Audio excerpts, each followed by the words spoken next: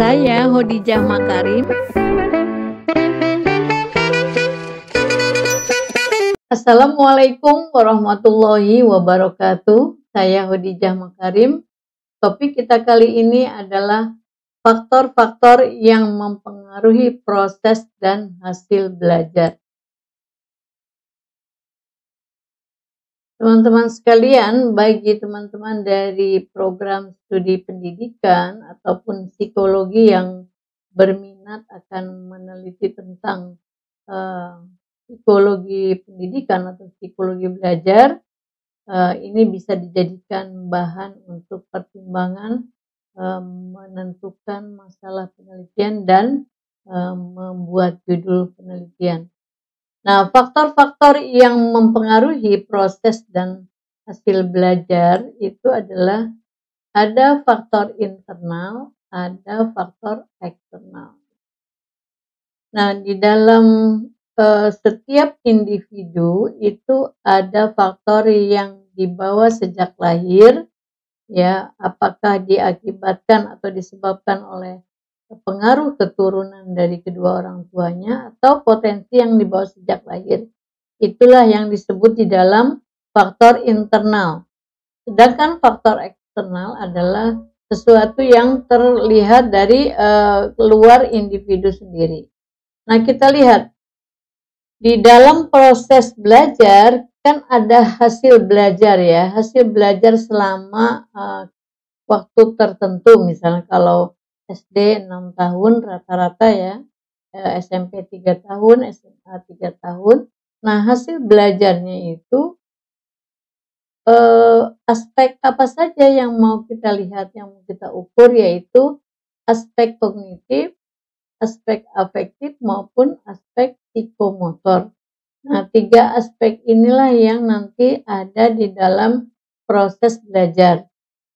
Nah, bisa jadi tujuannya pada proses pembelajaran itu adalah aspek kognitif saja.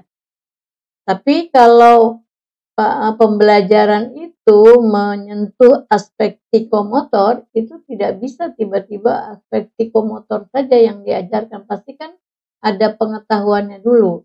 Nah, kalau aspek psikomotor yang akan dicapai dalam tujuan pembelajaran, pasti dimulai dari aspek kognitif, ya, pengenalannya dulu, kemudian afektifnya apa, baru psikomotor. Ya. Jadi yang bisa berdiri sendiri, yang diukur adalah ini aspek kognitif. Jadi ketika ada pengetahuannya saja yang mau diukur bisa. Tapi kalau kita akan mengukur ini, pasti dong dimulai dari ini dulu, dari kognitif dulu, baru nanti ke sini. Nah, kalau aspek psikomotor, ya ini dulu, ya misalnya pengetahuannya dulu disampaikan, teorinya dulu, lalu bisa ke psikomotor, baru sikapnya gitu ya. Jadi ini bisa berdiri sendiri, tapi ketika kita akan mencapai tujuan pembelajaran afektif atau psikomotor, pasti akan didahului oleh aspek kognitif. Kita lihat sekarang dari faktor internal itu juga terbagi 2 lagi yang ingin kita kaji, yaitu fisiologis dan psikologis. Fisiologis itu adalah berkaitan dengan aspek-aspek yang biologis ya, fisik ya. Nah, ini adalah berkaitan dengan perkembangan emosi ya, kejiwaannya seperti apa.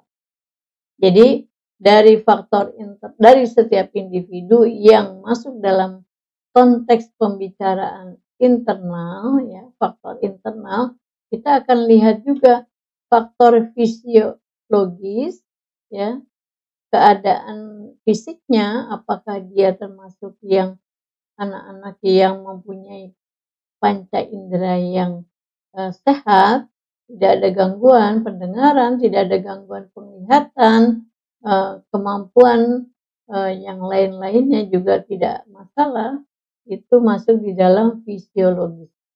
Lalu psikologis berkaitan dengan aspek-aspek yang menyentuh emosi. Kita lihat sekarang. Jadi fisiologis itu adalah apa yang dibawa oleh individu ya sejak dia lahir, lalu kondisi fisiknya seperti apa. Tapi biasanya kelahiran individu itu kan dipengaruhi juga oleh semasa dia dalam kandungan. Bagaimana ibu dan ayahnya itu emosinya seperti apa, negatif atau positif, itu akan berpengaruh pada pertumbuhan anak di dalam kandungan. Nah, nanti begitu lahir, nah bagaimana orang-orang di sekitarnya itu memperlakukan dan merawat si bayi itu. Kemudian di dalam faktor psikologis itu ada IQ, kecerdasan umum, minat ya, bakat, kemudian motivasi, kepribadiannya seperti apa, konsep dirinya bagaimana, kemudian kemampuan menyesuaikan dirinya. Jadi kalau kita lihat IQ atau kecerdasan umum itu adalah potensi ya, dibawa sejak lahir, kecerdasan umum. Nanti dikembangkan di proses pendidikan. Bagaimana faktor luar, faktor eksternal mempengaruhi potensi yang dibawa sejak lahirnya ini. Ya. Jadi IQ itu bukan semata-mata dari faktor internal saja, tetapi faktor yang internal yang dibawa oleh individu sejak lahir, dipengaruhi oleh keturunan ayah bundanya, kemudian bagaimana juga pengembangannya. Potensi itu dikembangkan seperti apa, misalnya pemilihan lingkungan belajar yang cocok untuk individu yang bersangkutan. Kemudian minat bakatnya seperti apa nih, minat dan bakat ini biasanya adalah merupakan satu kesatuan ya. Jadi misalnya ada anak yang terhadap sesuatu minatnya tinggi, bakatnya kurang masih bisa berhasil. Atau bakatnya kuat, minatnya rendah, bisa didorong ya, berhasil juga. Tapi punya pertimbangan sendiri-sendiri dan punya hambatan sendiri-sendiri. Tapi yang paling ideal adalah sudah bakatnya kuat, minatnya tinggi terhadap suatu kegiatan atau sesuatu hal. Wah, ini mantap banget ya. Lalu motivasi juga ada intrinsik dan ekstrinsik. Kepribadiannya seperti apa, konsep dirinya seperti apa, dan kemampuan menyesuaikan diri itu juga berpengaruh terhadap proses dan hasil belajar. Nah, kita lihat sekarang faktor eksternal yang tadi yang bisa mengembangkan potensi anak yang dia membawa kecerdasan umumnya itu dibawa sejak lahirnya seperti apa. Lalu bagaimana keluarga mengembangkannya? Ya, potensi itu digali dan dikembangkannya seperti apa. Ya. Kemudian sekolah, pemilihan sekolah yang cocok ya. Jadi sekolah itu misalnya mau masuk TK, SD dan seterusnya, itu tidak bisa disamakan antara satu anak dengan anak yang lain. Jadi sebaiknya orang tua tidak ikut-ikutan tetangga, tidak ikut-ikutan keluarga lain yang memilih sekolah itu berdasarkan ikut aja. Siapa nih tetangganya masuk sekolah mana, anaknya juga diikut di situ supaya mudah misalnya, biar berangkatnya sama-sama. Kadang-kadang pertimbangannya sederhana itu. Atau karena ambisi orang tua ingin menyekolahkan di satu tempat. Nah, boleh-boleh saja, tapi hati-hati. Cocok enggak sekolah itu buat anak kita? Jadi sekolah itu bisa cocok untuk anak orang lain, tapi tidak untuk anak kita. Lalu bagaimana dalam keluarga? Bisa jadi sekolah, kalau anaknya itu 3 misalnya, sekolah itu cocok buat anak yang pertama. Dulu anak pertama sekolahnya di SD A misalnya. Tapi anak kedua tidak cocok di sekolah di SD tersebut, maka kita pilihkan sekolah SD lain yang cocok untuk anak kedua. Begitu juga anak ketiga. Jadi bisa jadi 3 anak itu sekolah SD-nya bisa berbeda-beda, begitu juga SMP dan SMA. Jadi jangan kalau istilah mudahnya jangan diratakan ya, karena setiap individu punya kemampuan yang berbeda, namanya perbedaan individual. Kemudian pengaruh kelompok bermain, kelompok teman sebaya dan masyarakat di mana dia berada. Juga kelompok yang mempengaruhi dari faktor budaya setempat. Dan berikutnya adalah teknologi yang digunakan ya. Teknologi yang digunakan dalam proses belajar juga mempengaruhi. Nah, faktor lingkungan fisik itu misalnya iklim ya, fasilitas belajar di rumah, fasilitas belajar di sekolah itu juga berpengaruh. Makanya tadi kita tidak bisa menyamakan proses belajar di sekolah tertentu disamakan dengan anak-anak yang belajar di tempat yang lain yang fasilitas belajarnya berbeda. Lalu kita bandingkan, kok si Fulan lulusannya seperti ini, si Fulana seperti ini, yang nggak bisa.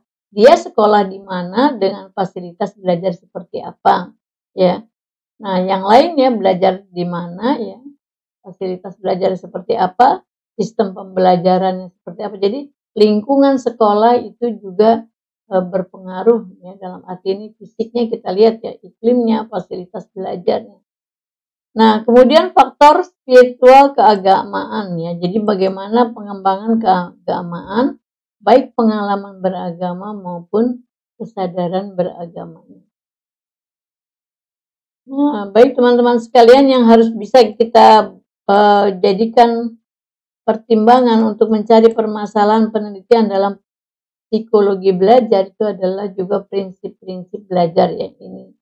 Ada motivasi, partisipasi, pengulangan, perbedaan individual yang tadi sudah saya jelaskan, tantangan, feedback, perhatian, ya itu harus perhatikan. Jadi kebanyakan mahasiswa itu meneliti di permasalahan psikologi belajar itu adalah dimotivasi dan perbedaan individual ya. Jadi tingkat partisipasi itu jarang ada yang mau meneliti bagaimana tingkat partisipasi siswa di dalam proses belajar di sekolah misalnya. Bagaimana hubungannya dengan prestasi belajar. Nah, itu bisa dicari ya permasalahan yang berkaitan dengan tingkat partisipasi siswa. Demikian teman-teman sekalian yang saya sampaikan terkait dengan prinsip-prinsip yang mempengaruhi proses dan hasil belajar siswa ya. Jadi ini saya sampaikan cocok untuk proses belajar yang sudah formal ya, SD, SMP, SMA.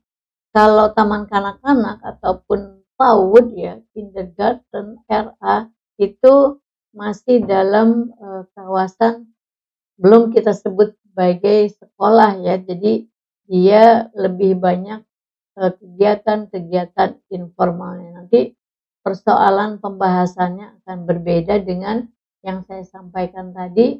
Ini terkait dengan pendidikan yang sangat formal gitu.